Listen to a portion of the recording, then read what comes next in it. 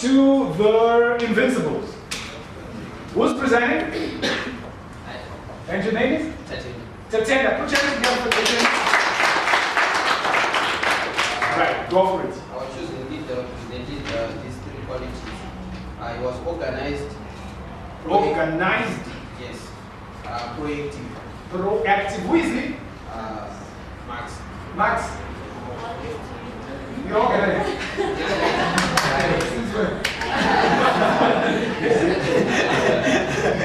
Right. So what is the third one? He pays attention to detail.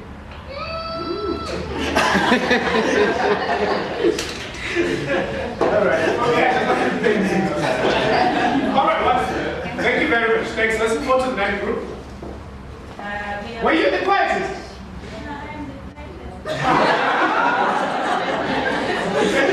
She's actually trying to separate.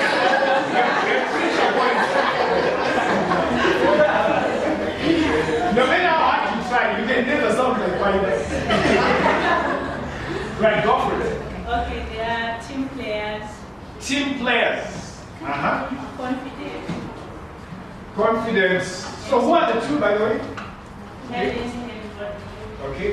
Team players, confidence. and they can organize others fast. They can organize others fast. Okay. Wonderful. Wow, how do they do it? Like even Babo. That's how they do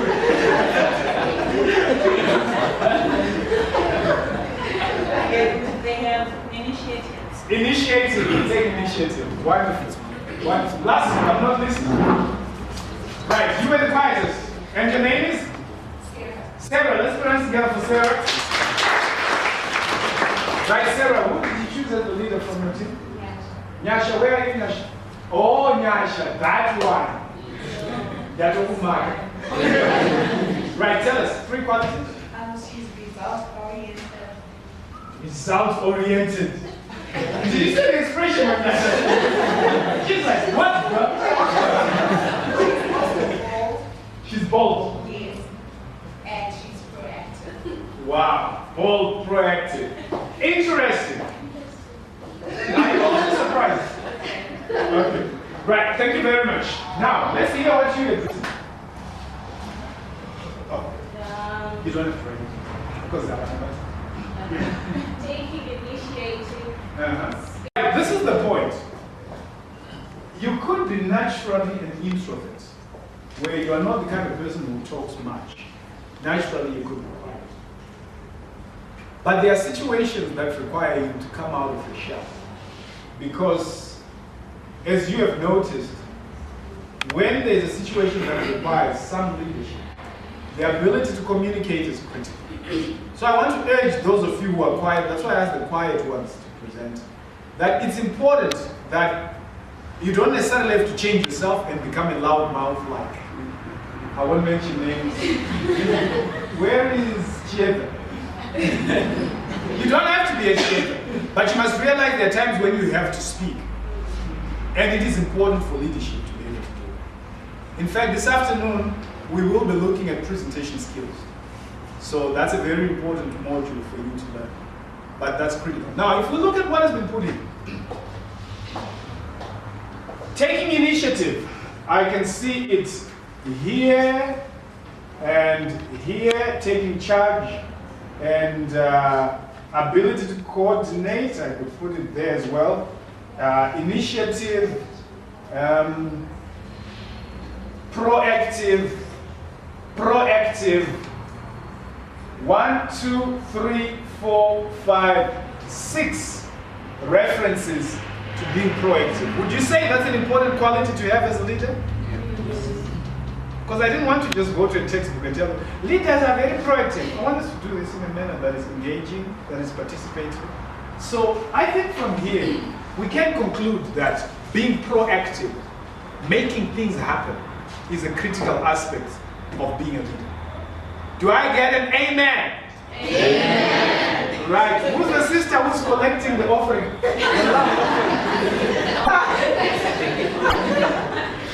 Right. Still looking here. I see confidence coming through. There is confidence here. There is confidence. Help me, brother, in case I miss something. Is confidence here? Right. I can see 3 bold, boldness and confidence. Go ahead. 3 or 4 mentions of confidence. So being confident is a critical aspect of leadership, is it? Yes. On a scale of 1 to 5, where 5 is perfect, is fine, and couldn't be better, is absolutely the maximum, and 1 is very, very low, how much confidence do you convey as an individual on a scale of 1 to 5? Discuss with the person sitting next to you. How much confidence? Are you a 1? Are you a 4? Are you a 3? Are you a 2? Are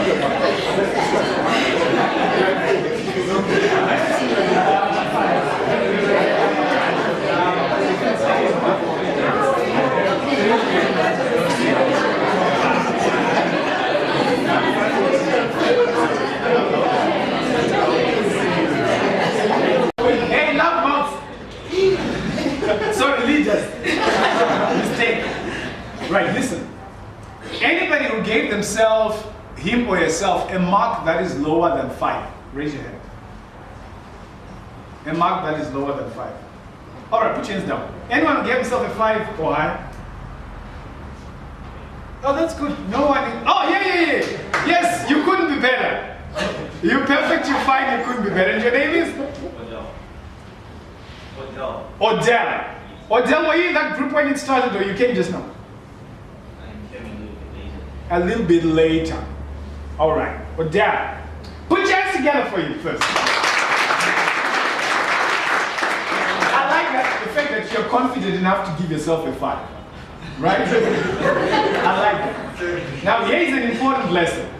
Ultimately, if you had my question, I say, how would you rate yourself to the extent that you convey confidence?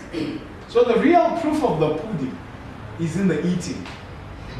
In other words, if your group had voted you the most confident, I would trust that more than I trust you. Because it's what you are conveying, isn't it? Which is like when these guys were voted as leaders, it's somewhat more objective than when they call themselves leaders by themselves. So I want you from now onwards to pay attention to the feedback you get in terms of the confidence you project. You can even ask people, those who are close to you, how much confidence am I projecting? But I'm not disputing the 5. I'm just saying you can have a more objective way of assessing yourself. Right, if you give yourself anything less than a 5, the question is, what do you think you could do to project more confidence? Because for me, confidence is not just about what you feel inside, it's also about what you project outside. What could you do, starting from today, to be more confident? The one person who shouldn't have a problem answering this question is who? No? Not Rodell. Paida. Your work is cut out. You need to? I say it loudly. Speak louder. Can I hear you shout? She knows. She knows that. Yeah, I want to hear you speak. Okay. Right, so talk to the person sitting next to you or standing next to you. Share with them what you believe you need to work on to convey the more confidence. You've got half a minute to discuss that. To increase your level of confidence or to convey more confidence. Anything, yes? Okay, believing in yourself. Believing in yourself. Yes.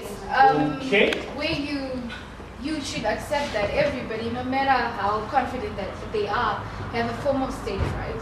So you should accept that, you know what, I can do me more than anybody can do, you know. So you should put yourself out there, just, you know, don't be scared of messing up. If you mess up, Okay. so what? So your name again? Alice. Alice. I like what Alice says. She's making sense, right? Let's put hands together for Alice. But I want to add something. Sometimes when you just say believing in yourself, it's very difficult to tell somebody, believe in yourself. What exactly do you mean? Give me an action I can take. What do you mean when you say believe in yourself? So adding to what you're saying, it actually sometimes stems from what I call self-talk. Yes. Self what? Talk. I can only hear Paida here. Can I hear the other? Self-talk. yourself. That translates to the belief that you have in yourself. So if you talk yourself down, right? Anybody give an example of how we can talk ourselves down? What sort of statement? I can do it. No, you're talking yourself up, down. I can never do it. I can never do it. Yes, I can never do it. I'm not good enough. I'm not good enough. Shy. I'm shy.